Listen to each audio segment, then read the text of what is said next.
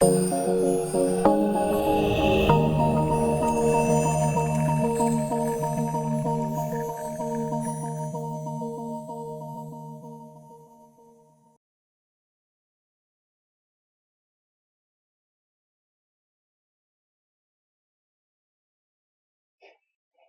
assalamualaikum warahmatullahi wabarakatuh. Jumpa lagi di kuliah Logika Informatika di kampus Institut Sains dan Bisnis Atmaluhur, Pangkal Pinang. Kita masuk ke pertemuan ke-10 tentang ekuivalensi logis dengan hukum logika ya. Jadi kalau minggu kemarin kita bahas ekuivalensi logis menggunakan tabel kebenaran. Nah, dengan tabel kebenaran kita bisa mengkalkulasi, menghitung bahwa nilainya dari kedua ekspresi logika itu akan sama. Jadi dia sama secara jumlah nilainya dan urutan nilainya juga ya, yang dinamakan dengan ekuivalensi logis. Tetapi pada faktanya nanti penggunaan tabel kebenaran tidaklah praktis ya. Jadi kalau Anda di dunia atau di jurusan IT, Anda akan mempertaruhkan ruang dan waktu ya. Jadi ruang, space, and time eksekusinya ya. Jadi kalau Anda mengeksekusi tabel kebenaran, kalau dengan variabel yang cukup banyak nanti membutuhkan banyak ruang, banyak space, banyak baris, banyak kolom. Dan Anda juga akan membutuhkan banyak waktu eksekusi gitu ya. Apalagi nanti kalau sudah diterapkan ke program gitu ya. Program yang baik itu adalah yang membutuhkan waktu eksekusi yang cepat, kemudian space-nya juga sedikit. Jadi sistemnya akan bekerja dengan lebih baik. Nah, pada kali ini kita akan melihat ekuivalensi logis dengan hukum logika. Jadi kalau kemarin kita menggunakan tabel, nah nanti di bagian awal kita akan gunakan tabel juga.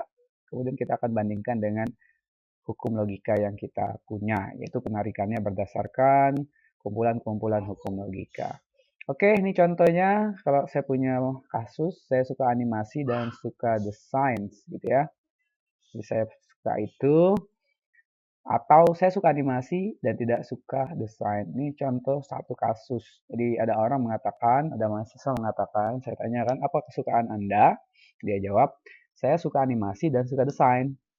Atau saya suka animasi dan tidak suka desain. Gitu ya. Orangnya ini agak bertele-tele nih ya, tidak punya pendirian ya. Jawabannya panjang gitu ya. Nah, apakah kalimat yang panjang ini gitu ya sama gitu maksudnya dengan saya suka animasi gitu ya. Nah, jadi kita misalkan aja di sini misalnya ini P gitu ya. P, kemudian dan gitu ya. Kemudian desain ini berarti Q ya. Oke. Kemudian atau seperti biasa. Ini saya suka animasi lagi berarti P lagi ya. Kemudian dan lagi. Dan tidak suka desain, negasi dari Q. Jadi secara bahasa Indonesia, nah atau ini koma berarti kita akan punya makna dia seperti ini ya, P dan Q gitu ya. P dan Q dikurung karena ada komanya atau gitu ya. Di sini ada P dan negasi Q. Nah, kira-kira kalimat ini gitu ya. Kalimat ini itu sama ada maksudnya dengan P gitu ya. Akan kita cek nih, apakah ini sama dengan P. Jadi kalau di minggu kemarin kita punya ini, kita punya dua ekspresi. Ekspresi yang pertama adalah dalam kurung P dan Q atau P dan negasi Q. Apakah dia ekivalen ke P? Nah ini menjadi pertanyaan. Nah dengan cara yang kemarin kita bisa cek bahwa kita buat P,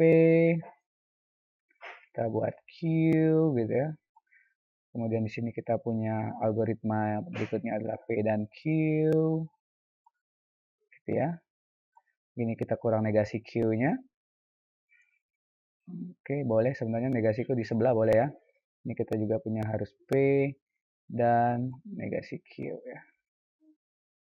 Baru yang terakhir kita punya yang ini. Nah, saya buat ini aja ya. Nah, di sini. Oke. Nah, P kita punya kemarin adalah 1, 1, 0, 0 gitu ya. Nah, 0 ini jelek nih. 1, 0, 1, 0. Oke. 1, 1 dan 1 sudah pasti 1, 0 jadi 0. 01, 0, apapun 0 digabungkan dengan 0 akan jadi 0. Gitu ya. Negasi Q, kebalikan dari Q, 0, 1, 0, 1. Didapat dari mana? Dari sini ya. Nah, dari sini. Nah, kita gabungkan P dan Q. 1, 0, dia akan jadi 0. 1, 1, 1, 0, 0, 0, 0, 1, 0. Gitu ya. Nah, kita akan cek atau gitu ya. Atau. Oke, kita akan cek kolom yang ini dengan ini. Maka hasilnya adalah 1 atau 0. Pasti hasilnya adalah 1. 0 atau 1. 1. 0 atau 0. 0. 0 atau 0. 0. Nah, terbukti bahwa ini sangat terbukti ya. Bahwa hasil ini itu sama dengan ini. Oke. Jadi kita bisa katakan bahwa yang ini berlaku. Nah, jadi bahwa P dan Q atau P dan negasi Q itu sama dengan P itu sendiri. Jadi kalau Anda mengatakan saya suka animasi dan suka desain atau saya suka animasi dan tidak suka desain, itu sama aja sebenarnya Anda mengatakan saya suka animasi gitu ya. Cuma kalimatnya redaksinya terlalu panjang. Jadi ini komputer zaman dulu nih yang algoritmanya panjang nih yang dikit ya. Nah, di dunia komutasi seperti itu. Jadi diperlukanlah nanti prinsip ekuivalensi salah satu fungsinya untuk menyederhanakan. Kalau yang ini kita pelajari mengecek apakah kiri sama dengan kanan. Nanti suatu saat kanannya belum ada nih atau kirinya belum ada sehingga kita turunkan menjadi lebih sederhana. Nah, ini yang jadi masalah. Yang jadi masalah adalah tidak selamanya kita harus menyelesaikan ekuivalensi ini dengan tabel kebenaran tadi karena ada ruang dan waktu ya. Jadi ruangnya ini banyak, 2 variabel ada 4 baris gitu ya. Waktunya lama nih, tidak sesuai ini ya. Harus kita buat kolom, baris, buatkan step P dan Q, negasi P dan negasi Q. Makanya dikembangkanlah yang namanya hukum logika ya. Apa itu hukum logika? Jadi hukum logika itu yang ini. Kita bisa menggunakan hukum-hukum ini yang sudah paten gitu ya untuk membuktikan bahwa kedua ekuivalensi tadi, kedua ekspresi tadi, ini kalimat yang di atas sama dengan kalimat yang di bawah tanpa harus menggunakan tabel ini. Tanpa ya. Jadi kita akan menggunakan itu fungsinya untuk mempersingkat ruangnya, untuk mempercepat waktu komputasinya gitu ya. Nah, ini ada hukum komplement, hukum identitas, hukum absorpsi, idempotent, kontrapositif. Nah, ini yang dan atau dulu ya yang kita pelajari ya, yang lain yang belum ya. Nah, jadi kita nanti akan pakai paling tidak hukum 1, hukum 2, hukum 3, hukum ke-6, distributif yang paling sering, 7, organ, 8, absorpsi, komutatif, asosiatif ya. Jadi untuk 9 dan 10 belum ya. Oke. Kita akan coba cek. Nah, jadi prinsip yang paling awal adalah lebih gampang jika kita mengecek dari ruas kanan ke kiri atau dari hal yang lebih kompleks ke lebih kecil ya. Jadi menyederhanakan dari yang panjang ke pendek. Jadi boleh Anda menyederhanakan dari sini ke sini atau sebaliknya. Tapi yang direkomendasikan adalah dari yang paling kompleks. Jadi kita punya yang paling kompleks yaitu, kita tulis lagi, P dan Q atau gitu ya, P dan negasi Q. Nah, jadi logikanya adalah bagaimana caranya agar kita menemukan bahwa di akhir kita bisa menyimpulkan hasilnya P. Nah, itu sebenarnya. Kita akan bermula dari sini, dan kita ingin berakhir di P gitu ya. Kita harus menggunakan hukum apa saja. Nah, kita harus memilih hukum-hukum yang banyak ini gitu ya. Nanti kalian bisa bawa contekan ini kalau belum hafal ya. Nah, proses itu akan kita lalui. Oke, saya hapus dulu. Maka dengan prinsip ekuivalensi, kita harus pilih nih hukum yang akan kita pakai. Nah, kita buat ekuivalen. Kita punya P dan atau P dan negasi Q. Nah, kita cek hukum mana yang paling mirip. Nah, ini nih, kelihatannya nih. Nah, distributif ya. Jadi saya punya P dan Q atau P dan R. Nah, ini tidak masalah ya, mau R mau dan negasi Q tidak masalah. Nah, jadi saya punya ini tandanya bisa dannya bisa ikut ya. Nah, ini kita pelajari. Jadi dengan distributif yang ini bisa berubah. Yang sama apa? Yang sama itu adalah P dan. Yang sama P dan. Saya pilih P di sini ada, P di sini juga ada. Dan tandanya sama, dan tandanya sama. Kemudian yang tersisa tinggallah Q dan negasi Q. Oke. Q dan negasi Q. P dan Q negasi Q. Nah, dari sini kita dapatkan hukum distributif. Ini dia, hukum distributif 6B. Ini jadinya hukum distributif. Saya tulis 6B. Nah, jadi ini harus ada ya justifikasinya. Anda pakai apa nih menurunkan dari sini ke sini ekuivalennya? Saya menggunakan hukum distributif 6B. Nah, kemudian dari sini kita lihat lagi ada yang bermasalah. Ada P dan Q dan negasi Q. Ini ada Q dan negasi Q nih di dalam kurung. Ada hal yang sama, cuma saling menegasikan. Saling mengingkari. Apa ya saling mengingkari ini? Nah ini nih. Ada di hukum komplement P dan atau ini dia. Dan ya. P. Oh salah ini bukan dan ya tadi. Ini harusnya tersisa atau. Atau ya.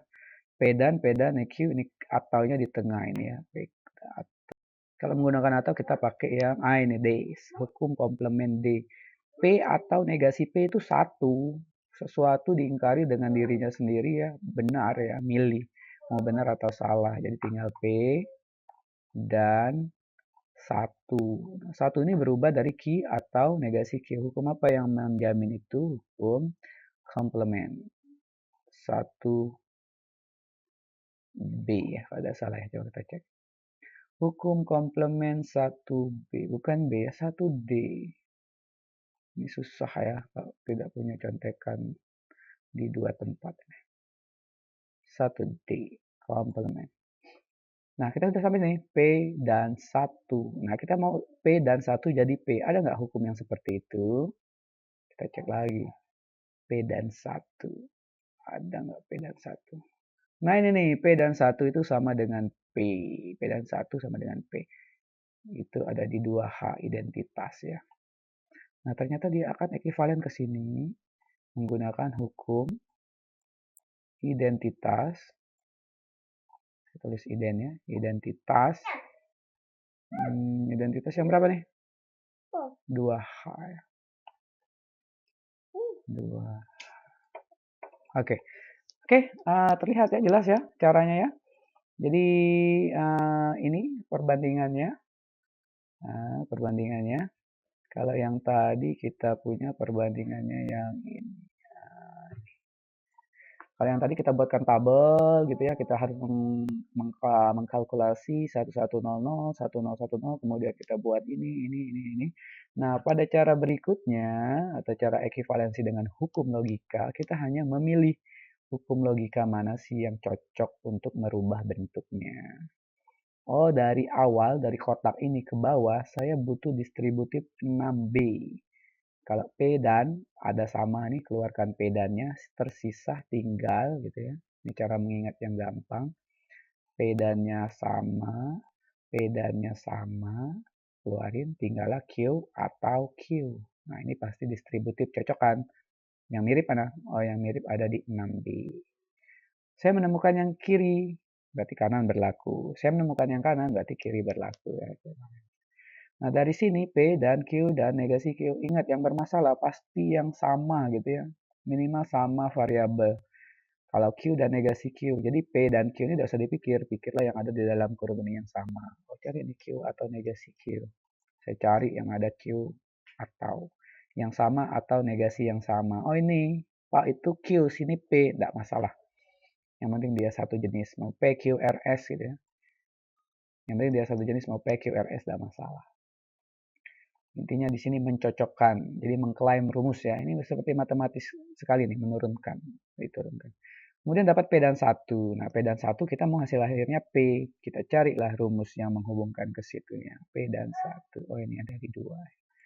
Jadi kita hanya butuh step 1, 2, 3 ya. 3 step ke bawah dan 3 hukum logika tanpa harus seperti ini. Nah, itu sebenarnya dinamakan dengan ekivalensi logis menggunakan hukum logika ya. Paham sampai sini?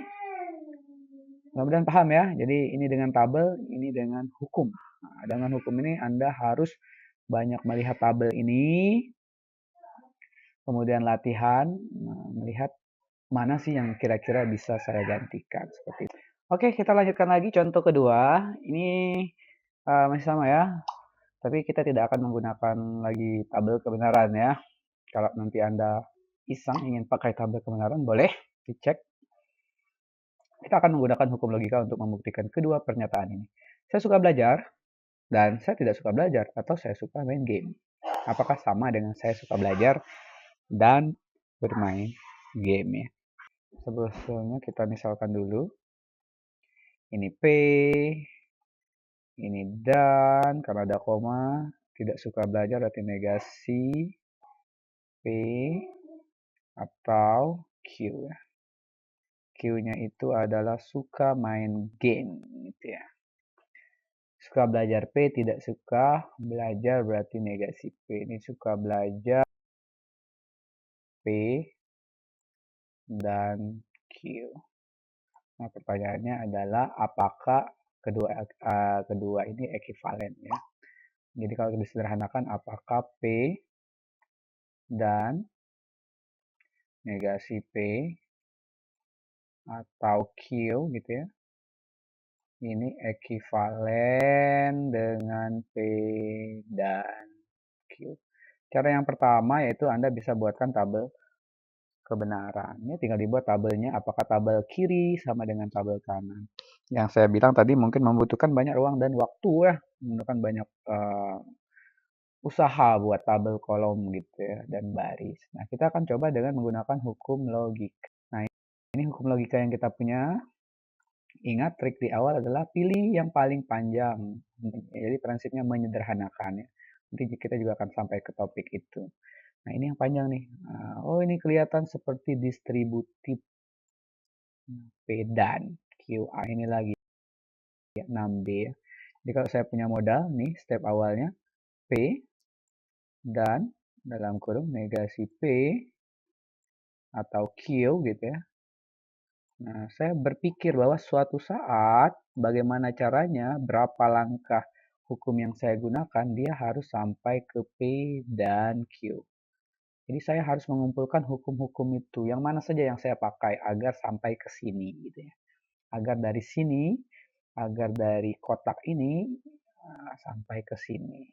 Kalau itu terjamin dengan hukum yang kita punya tadi, yang banyak ini, maka selesai. Itu sudah terbukti secara hukum logika ya. Kita akan coba.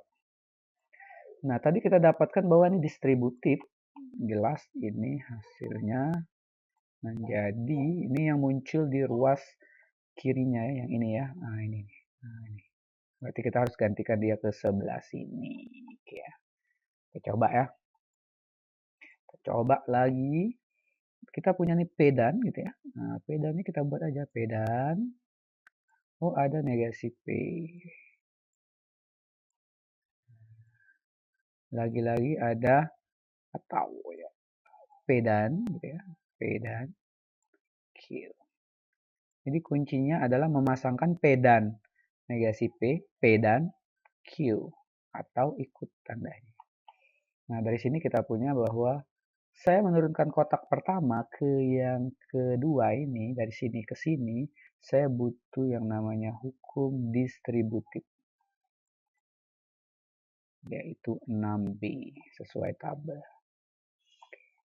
Nah, habis itu kita lihat P dan Q, dua hal yang berbeda. Sepertinya akan jarang diturunkan dan tidak bisa lagi. Hari ini hujan dan saya ke sekolah. Itu kan tidak lagi bisa diselesaikan karena berbeda.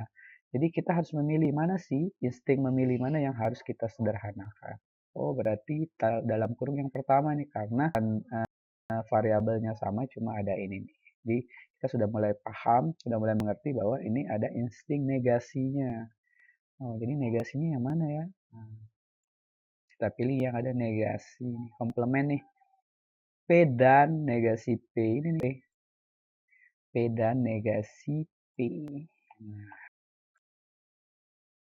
atau PQ saja nih, menyelesaikan yang P dan negasi P. Yang ini selesaikan jadi 0 dengan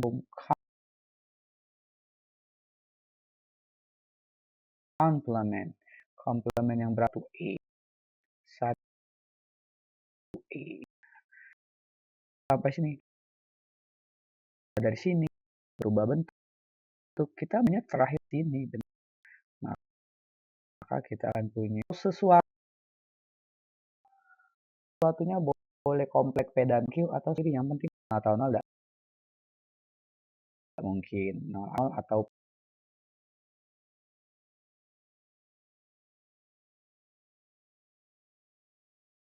logika ya, akan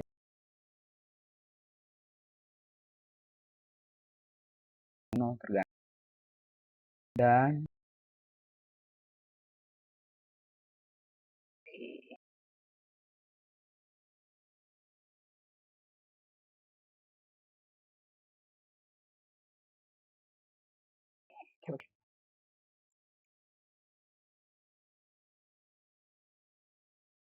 ini sudah terhukum.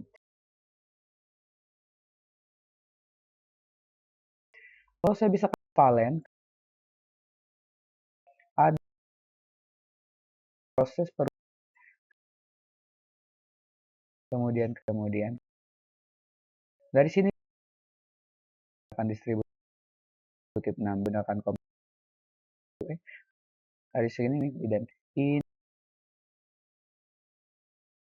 ini belajar. Saya tidak suka belajar dan main game. Oke, ini dua. Oke, kita lanjutkan lagi ke topik berikutnya. Ini masih tentang topik ekivalensi logis.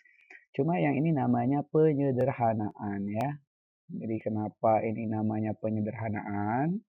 Jika tadi kita punya dua, ruas kiri dan ruas kanan. Kalau disederhanakan, ruas kirinya kita belum tahu. Akan disederhanakan kemana kita tidak tahu. Kita hanya dikasih modal sebelah salah satunya gitu ya. Ini salah juga ya. Kita hanya dikasih modal yang ini. Nah, kira-kira kita bisa turunkan jadi apa nih gitu ya. Otomatis dengan tabel kebenaran juga tidak bisa dikerjakan ini. Jadi dengan tabel kebenaran tidak bisa diperiksa juga. Mau periksa dengan apa gitu ya. Apakah ruas kiri sama dengan ruas kanan? Sedangkan ruas kanannya belum ada. Nah, ini namanya penyederhanaan. Otomatis cara yang kita pakai hanyalah menggunakan hukum logika. Dengan hukum logika yang kita punya ini, maka kita akan cek gitu ya. Kira-kira ini masih bisa disederhanakan atau tidak. Nah, cara yang pertama sekali adalah, ini kalau dalam hal menyederhanakan ini jawabannya bisa banyak. Yang pertama, Anda bisa menemukan jawaban itu. Yang kedua, Anda bisa kesasar gitu ya, tidak menemukan apapun gitu ya. Nah, jadi masalah itu kesasar ya, nah, tidak menemukan. Kita coba yang pertama, cara satu. Kita punya modal P atau P dan Q. Jadi kita lihat dulu nih. Oh, ternyata kalau bentuknya seperti ini saya punya pasti distributif. Nah, distributif 6A ini bagus nih. P atau Q dan R. Ada atau dan. Memenuhi ya, atau dan. Saya punya berarti P atau P gitu ya, milik bersama. Kemudian ini dannya tetap lagi P atau Q. Jadi tadi jawabannya bisa aja ketemu, bisa saja tersesat, bisa saja juga muter-muter, ya kan? Jadi ini menggunakan hukum distributif Tadi berapa ya? 6A ya? 6A. Nih 6A. 6A kita pakai. Sedangkan P atau Q ini dua hal yang berbeda. Jelas tidak bisa disederhanakan lagi. Yang kita bisa lihat adalah P atau P. Nah, kita lihat nih P atau P. Mana nih hal yang sama atau yang sama? Jelas ya? Milih P atau P. Pilihannya cuma satu. Disuruh milih ya satu lah. Ah, ini ada P atau P idempoten ya 3A. Atau secara logika aja. Anda disuruh milih mobil atau mobil ya mobil gitu ya. Tidak ada yang lain. Mangan atau mangan? Mangan. Mangan. Ya. Jadi ini tetap P dan P dan Q. Dengan hukum apa tuh itu? Idempoten ya. Idempoten 3A. Idem. Saya tulis idem ya. Ini idempoten 3A. Nah, apa yang Anda temukan? Ternyata yang Anda temukan adalah siklik muter lagi ke situ. Ya, benar ya. Jadi Anda mau mencoba menyederhanakan P atau P dan Q ke distributif, tapi yang didapat lagi adalah soalnya lagi, tidak sederhana ya, berputar-putar di situ lah. Jadi dia ke sini, gitu ya, seolah-olah, tapi dia balik lagi tuh. Seperti itu. Berbalik-balik ya. Nah, ini contoh muter-muter atau bisa dikatakan tersesat tadi ya, kesasar.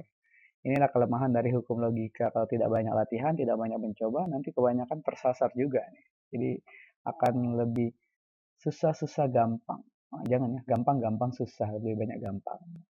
Nah, cara yang kedua kita ganti hukumnya. Jangan pakai distributif dulu. Kita coba yang lain ya. P atau P dan Q.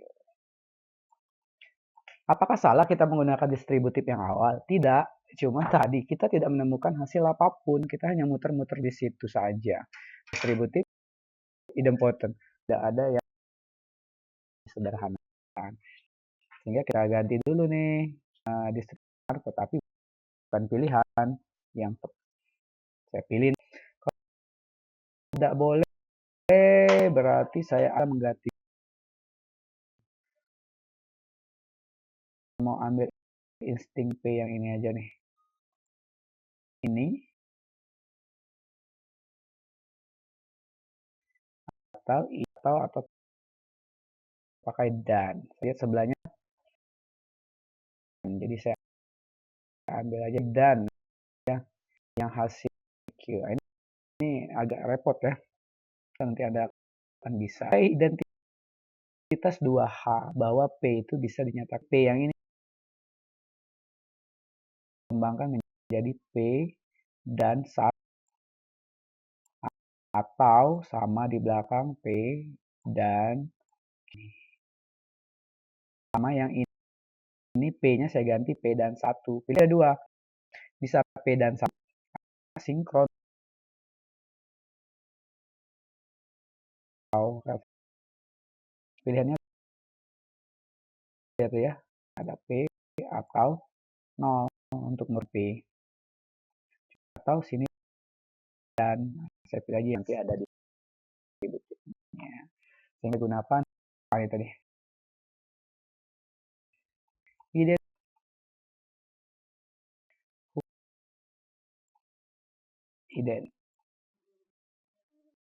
ident 2H saya pakai sehingga dari sini saya pakai lagi ini P dan 1 saya ambil yang sama P dan Q. Nah ini jelas distributif ya, sama P dan-nya yang sama kita keluarkan, tersisa tinggal 1 A. Nah ini distributifnya tadi belum tepat, harus dimodif dulu baru bisa untuk cara ini gitu ya. Distributif apa nih P dan 1 nih? Nah, ya udah kita cek ini P dan yang B. Kita tolong dicek. Nah, kemudian sampai sini dan jelas ini tidak bisa lagi P dan tunggu hasil aja 1 atau Q. Nah, ada satu atau Q. Satu atau P. Ini dia. Nah, satu atau P. Hasilnya adalah satu. Satu atau P. Jadi satu atau P ini ternyata hasilnya satu. Ini menggunakan hukum idempot, identitas salah. Dua apa nih saya pilih? 2F. Nah, 2F. Ini modifikasi seperti ini nih. Logika mengajarkan Anda berpikir kritis. Jadi kalau Anda buat program tidak bisa menemukan dengan cara pertama, jangan putus asa. Anda bisa mengembangkan algoritma berikutnya. Jadi itu yang dinamakan dengan berpikir kritis ya. Jadi ide-ide yang baru itu ditemukan dari kita berpikir gitu ya. Kalau Anda menerapkan langsung ya belum tentu idenya dapat gitu ya. Tapi kalau Anda mencoba melakukan hal ini, mencoba sedikit demi sedikit, nanti akan dapat ide yang baru. Nah, apakah P dan 1 bisa kita sederhanakan lagi? Nah, ini nih P dan 1. P dan 1 itu sama dengan P itu sendiri. Jadi hasilnya adalah hukum identitas 2H. Oke, jadi terbukti bahwa P atau P dan Q itu hasilnya. Saya suka makan atau suka makan dan minum, ya saya bisa katakan saya suka makan. Seperti itu ya. Nah, ini sederhana. Oke, itu ya contoh penyederhanaan. Jadi prinsipnya sama saja. Anda menggunakan ekivalensi dengan hukum logika, Anda bisa cek ruas kiri apakah ekivalen dengan ruas kanan. Ada misalnya kita punya kasus yang pertama, dua ekspresi, dua logika, kiri dan kanan kita cek dengan tabel kebenaran, boleh. Tapi tadi kita akan memakan banyak ruang dan waktu sehingga kita pakai hukum logika gitu ya. Apakah sama? Apakah bisa dari kiri diturunkan ke kanan? Nah, prinsip yang kedua adalah pada saat ruas kanannya belum ditemukan, kita disuruh menyederhanakan sendiri. Apakah ada ini yang sederhana? Gitu. Kalau yang pertama kita menyelidiki, mengecek apakah sama. Yang kedua ini kita ngecek apakah ada yang lebih sederhana dari ini. Nah, itu yang kita pelajari hari ini. Oke, itu logika untuk hari ini tentang ekivalensi dengan hukum logika dan penyederhanaannya. Mudah-mudahan minggu depan kita akan cek lagi penyederhanaan di dalam argumen ya, yang sudah kita yang lebih kompleks lagi. Argumen nanti kalau Anda mau lihat lagi tentang modus, ponentolen, dan silogisme ya. Kalau ini kan baru mengecek kesamaan dua ekspresi. Kalau di dalam argumen itu akan banyak ekspresi proposisi yang akan dibahas dan disimpulkan. Oke, demikianlah. Selamat belajar di rumah. Diperhatikan baik-baik dan dibaca lagi modulnya. Jika ada yang mau ditanyakan, silakan ditanyakan di Classroom atau di WA. Demikianlah saya Iri. Assalamualaikum warahmatullahi wabarakatuh.